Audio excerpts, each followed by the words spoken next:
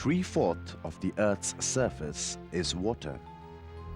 93% of it is salt water. About 4% is in the Earth's crust. 2% is ice. There is some water in rivers and lakes, and a mere 0.66% of it is suitable for human consumption. And this comes in the form of wetland and groundwater, or the subsoil water. Besides our daily need, this water is required for cultivation of crops and other domestic purposes.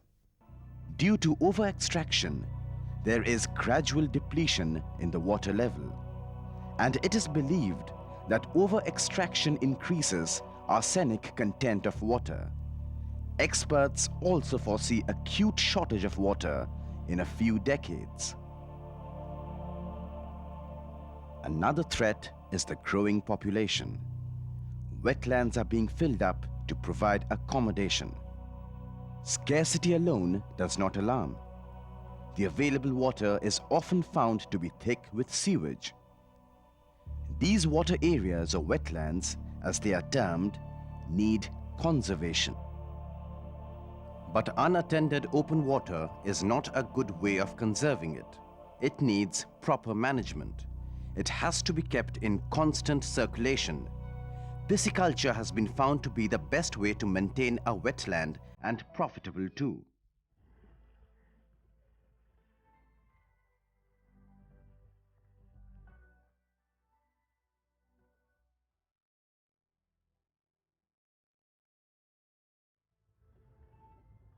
All over the world, projects are being undertaken for treatment of sewage. Mostly, these projects run into crores of rupees. A developing nation like ours cannot afford such expensive sewage treatment plants. But there can be low-cost alternatives.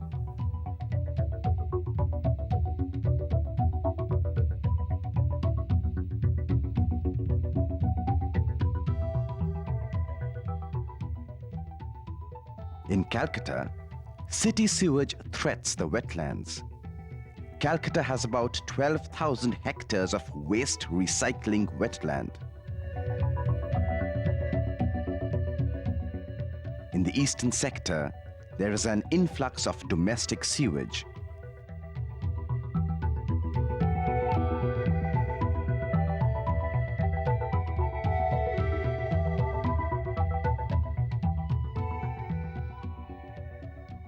This sewage is recycled for fish culture and vegetable production.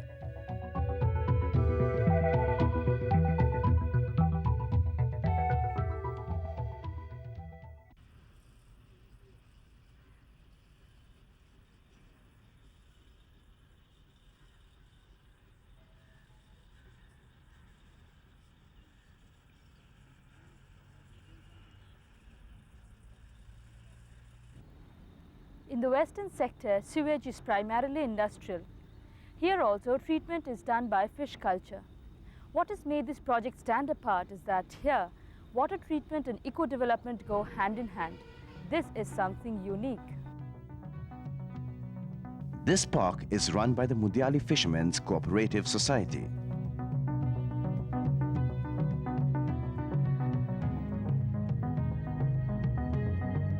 It is the fishery which has been developed into a nature park. This can very well be called a model of eco-development.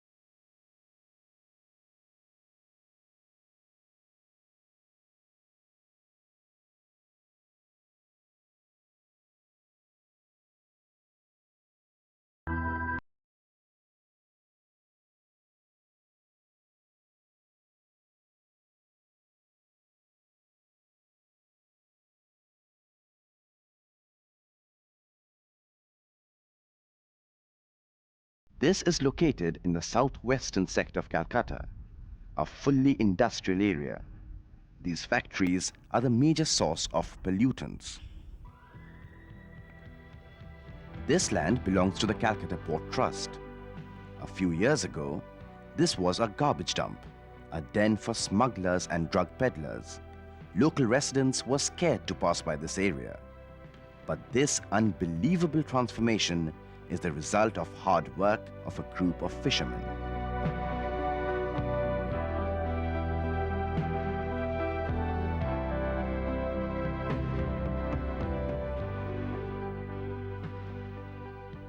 It all began in 1961 when the wetland was acquired on lease from the Calcutta Port Trust. They began fish culture in these waters. After a few years, the quality of water began to deteriorate. There was deposition of silt and sludge in the ponds. Water retention capacity of the soil was reduced. There was waterlogging in the area during monsoon. It sums up to unhealthy condition for fish culture. In the meantime, more industries came up and began pouring their liquid waste into these waters. The fishermen were puzzled as to how they would proceed further. This is when the West Bengal Fisheries Department came forward. They appointed one of the executive officers for developing this project. With their support, the fishermen got back their spirit to fight. It was decided that fish would be cultured in these waters. There were protests from all over. It was fishing in troubled waters. Several experts were consulted. They concluded that it was possible to culture edible fish in these waters. Moreover, the water could be purified almost 80% in the process. The remarkable fact is that no chemical is used here except, of course, lime. In 1986, there was production of 229 metric tons, whereas it was a mere 85 tons the previous year. Earning from the harvest had trebled. Since then, there was no looking back. Meticulous planning, experiments and hard work has made the cooperative learn the means of trapping the rich organic nutrients of domestic and industrial effluent and breed fish.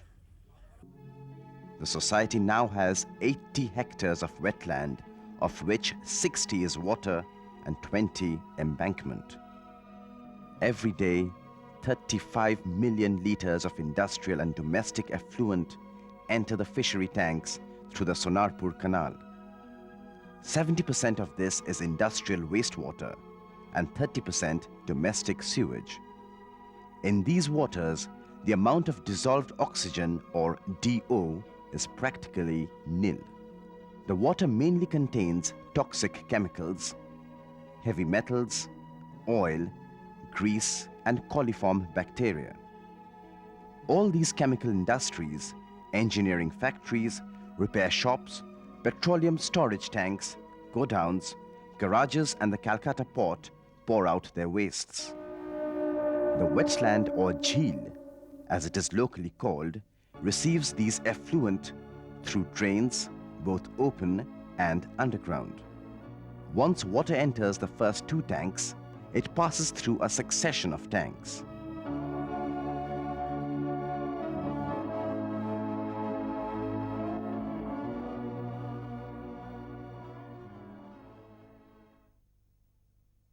This not only provides energy subsidies, but recycles the waste and minerals. Water is detained here for several days for biodegradation. This wetland includes 60 hectares of water divided into 10 tanks. The tanks range in size from 3 to 8 hectares.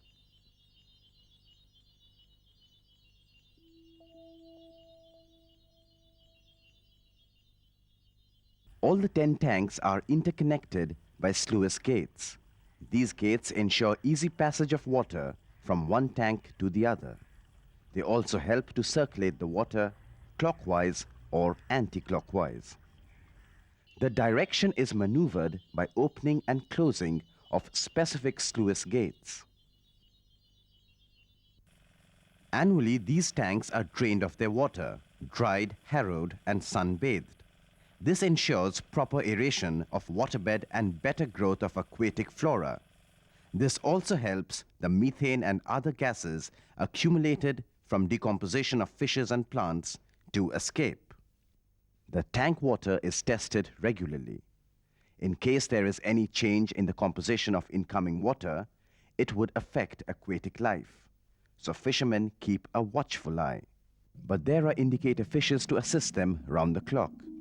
These are tilapia, singhi, and magur.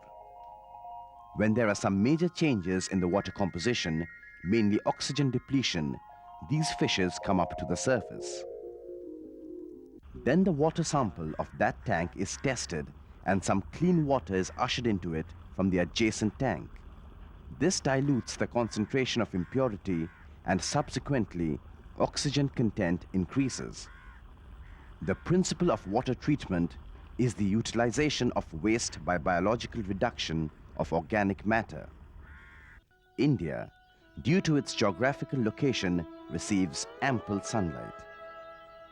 Here, solar radiation is utilized to its maximum capacity in improving water quality. Iconia crassips, or water hyacinth, is the primary purifier.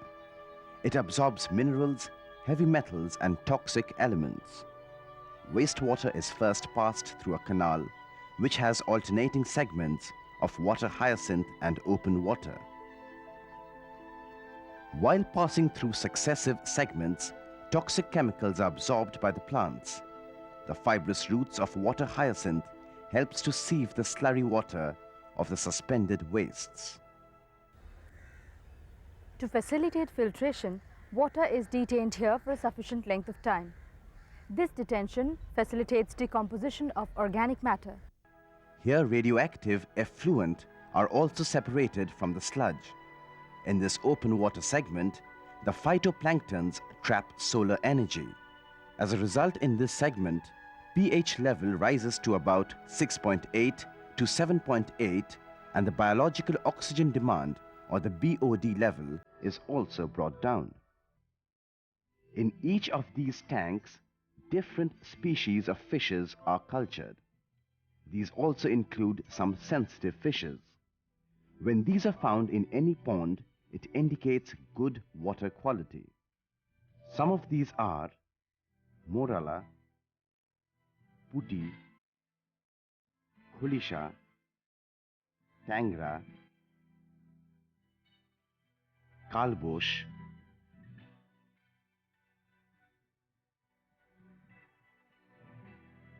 lata.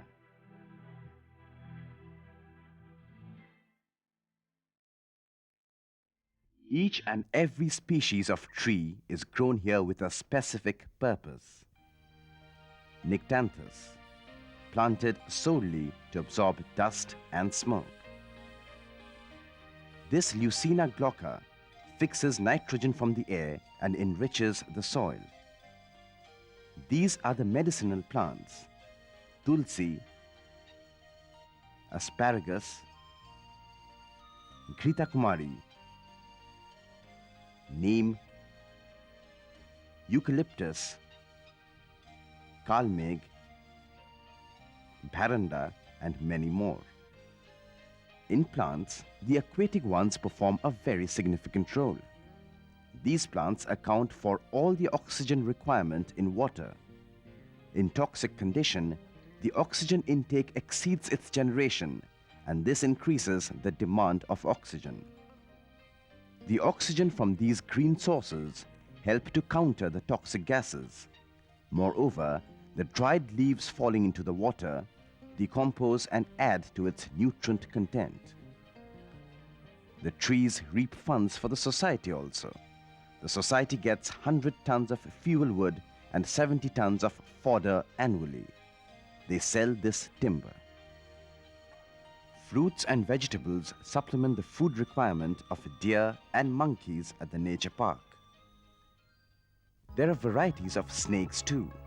Common snake species are the common viper, the saw-scaled viper, gokura, and the king cobra. a large number of aquatic birds and other animals are found to frequent the jheels, preying on the fishes. The ecosystem centering around the jheel attracts large number of birds. There are about 120 varieties of birds, of which 27 are migratory.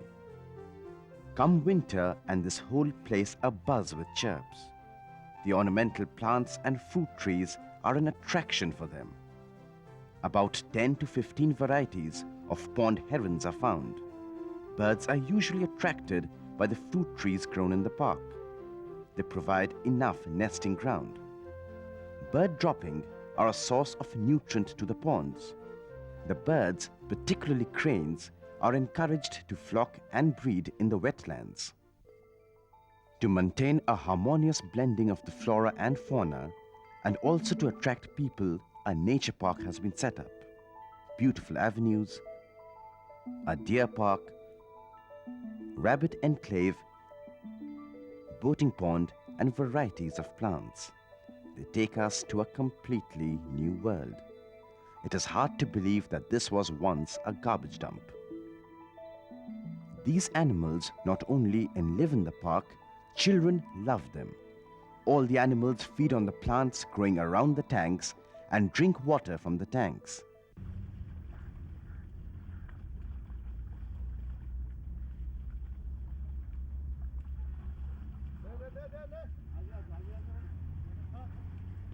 This is the effort of 350 fishermen running the cooperative society. It is their hard work and the will to achieve that has transformed this wetland into a nature park. Boating has been introduced quite recently. Visitors have to pay a nominal charge for it. Boating helps in circulation and aeration of water. This enables the fishes to have faster movement and hence better growth. This is a place for conducting private meetings, seminars, workshops and the like. A lot of schools and colleges bring students for guided tour.